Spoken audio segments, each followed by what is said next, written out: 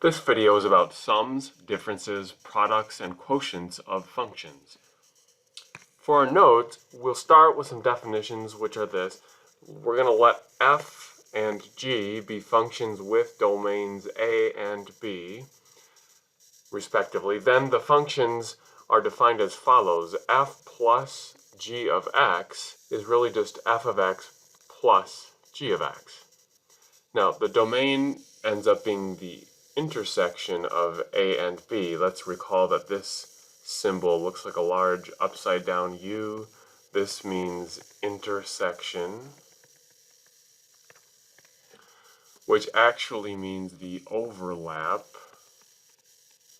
So when we say A intersect B, we mean the domain A overlapping with, or where it also intersects with, domain B.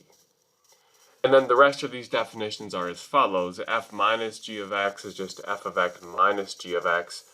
And then thirdly, f times g of x is just f of x times g of x. Again, notice the domains are all the intersections in these cases. And then lastly, f over g of x is f of x over g of x.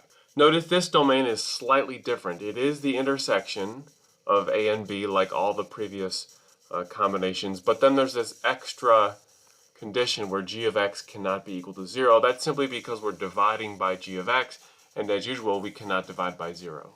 Let's consider an example where we want to let f of x equal the square root of 16 minus x squared, and g of x equal the square root of x squared minus 1. We're going to find each of the following. First, we'll just find f plus g. Now, there are several ways you may see this written. F plus g, that could be written as f plus g of x, which is what we saw in our definition. And in fact, the definition above told us that that really means f of x plus g of x. So we'll go ahead and find this expression, which isn't a whole lot in this example, and then we'll also find the domain of it. If we're just adding f of x plus g of x, we'll replace those function labels with their definitions given above. F of x is the square root of 16 minus x squared, and g of x is the square root of x squared minus 1. Now, algebraically, there's not a whole lot we can do with that. They're not like radicals. Please remember not to simplify by taking the square root of each of these terms underneath. That is not how root properties work with addition or subtraction within them. So we actually just leave it as is. This is our f of x plus g of x expression. Now, the domain, as defined up above in our notes, is going to be the intersection of these two domains. So let's first identify what the domain of each function is. For the domain of f, we'll consider that f is a root function, and as we recall from domains earlier on, we know that what's underneath an even root cannot be negative. Or as we put before, we would say something like 16 minus x squared has to be greater than or equal to 0. Now we can simplify this a little bit and say 16 is greater than or equal to x squared just by adding x squared to both sides. But then to make this inequality true, there are several ways we could approach it. We've done the spit method on this before, and that method would yield the interval from -4 to 4 inclusively. In other words, any number in this interval from -4 to 4, including the boundaries, when plugged in for x, if you square it, will be less than or equal to 16. So there's our domain of f. Let's also do something similar to find the domain of g. In this case, of course, x squared minus 1, what's underneath the root in that g function, has to be greater than or equal to 0, which again means x squared has to be greater than or equal to 1. Just as a review for how to solve an inequality like this graphically, as we've done also in the past, let's turn on our graphing calculator and go to the equation editor by hitting y equals. Then we're going to plug in the left side of our inequality, x squared, as our y1 function. So we'll just hit x squared. In the y2 function, or y2 equals window slot, we'll type in the right side, which is just the number 1. And then we want to look at the graph that would contain both of these. So we'll go ahead and let's try a zoom 4. I think that will give us plenty of window to look at. There's our parabola, and then there's our horizontal line, y equals 1. So in other words, you have the left side of our inequality, the parabola showing up, as well as the right side. Now our inequality states, we want x squared to be greater than or equal to 1. Well, graphically, if you look at our picture, that means where is the parabola higher than or equal to the horizontal line? Well, you can see it would be to the left of -1 or to the right of +1, but not in between. It dips below the line there. So that's just a review of a way to solve an inequality, a nonlinear inequality graphically. We'll summarize what we saw in the graphing calculator by writing the solution interval of this as being from -infinity to -1 inclusively, union, and then on the right side it was 1 to infinity as well. Now, as we saw in our notes above, the domain of this combination of function is going to end up being the intersection of the domains of each of the functions involved. In other words, the domain of f intersect domain of g. And as we wrote a little bit in our notes, we're looking for the overlap, or in other words, this intersect symbol also could be used as the word and in a logical sense. So let's go ahead and take a look at that, and we'll do it in the sense of number lines. If we write a general number line and then put each of our domains on there, let's use a couple different colors for this.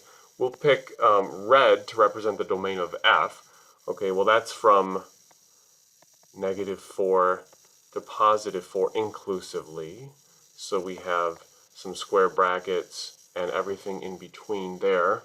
Then maybe we'll use neon green to represent the domain of g. Notice this one goes from -infinity all the way to -1. -1 would be somewhere tucked in our interval between the -4 and 4. We'll put it there, and we want to represent this interval with a bracket there, but then an arrow going to the left.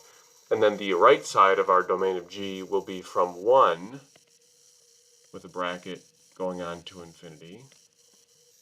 So we can say that the domain of f plus g, which is what our example was having us do here, we said earlier that's going to be the domain of f intersecting the domain of g, and we mentioned that would be the overlap. So we'll look at our graph very carefully to find where they overlap. It would be the region between -4 and -1 for this left side overlap, and then union, and then we have another piece of overlap on the right side that's between 1 and 4.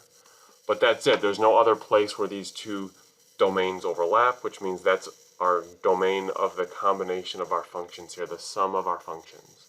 Let's look at a second example where this time we're using the same functions, f and g, as defined in the first example, but now we want to find f minus g. Well, as seen in our definition, this really means f of x minus g of x, which is simply the difference of the two functions defined above. So this is the square root of 16 minus x squared, that's f, minus the square root of x squared minus 1, that's g. And like the first example, there is no way to make this any simpler or better looking. These are not like radicals. We cannot combine them or reduce them in any way. So we'll leave our combination of functions as that. Now, regarding the domain of this function, of course, the domain of f minus g, as seen in our definition, is still the intersection of the domains of f and g, and we actually figured out what that was in the previous example. So we'll just bring that back in as -4 to -1 inclusively, union, and then 1 to 4. Again, I'll just say see previous, where we did all the work to figure out that that was the intersection of the domains of f and g. For our third example, again, we have the exact same functions defined, f and g, but this time we want to find f times g. Well, in our definition, of course, we understood that to mean f of x times g of x. And so we'll just multiply these expressions together. F of x is the square root of 16 minus x squared, and then we're going to be multiplying that together with g of x, which is the square root of x squared minus 1. Recalling properties of radicals, we could actually multiply these radicals together. They're both square roots. And so if we do so, we could just smash these together underneath and make this 16 minus x squared times x squared minus 1. Now, you could say, well, I should FOIL those out and expand. You could, but there's really no need to, so we're just going to leave our expression right here as simplified or done. And again, our domain, as seen above, would be the intersection of the domains of f and g. We already figured out what that was.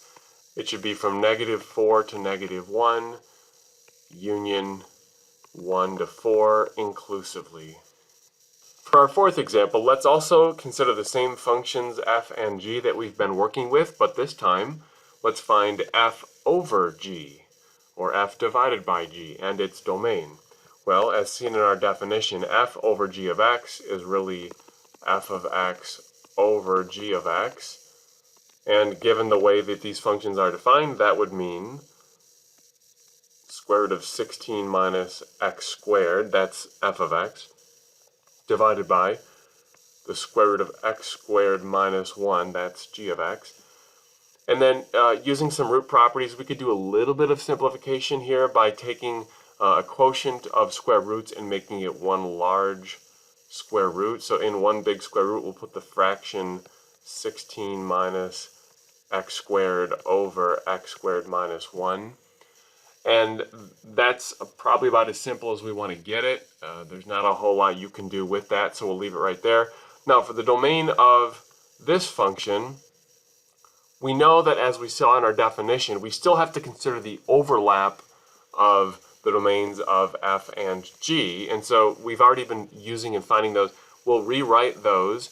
The domain overlap so far has been from -4 to -1, inclusively, union with 1 to 4 inclusively. But there's one other condition we consider with the quotient of functions, and that is we cannot let the denominator be equal to 0. Now, we can take a look at the denominator of our simplified result. Here it has a square root of x squared minus 1. We know that that would be 0 if x were 1. Right? If we plug in 1 or -1 for x, then when you square it, you get 1, and 1 minus 1 would be 0. So we have a problem at the values 1 or -1. Now notice, in the domain we've written so far, we're including both of those values, -1 and +1, as indicated by the square brackets for our domain. But we actually now do not want to include those values because they cause the division by 0. So we're going to erase the boundary symbols that were brackets and now replace them with curved parentheses, which will then exclude those numbers -1 and +1 from our domain, which avoids the problem of dividing by 0. And so here's our simplified function and our new domain for it.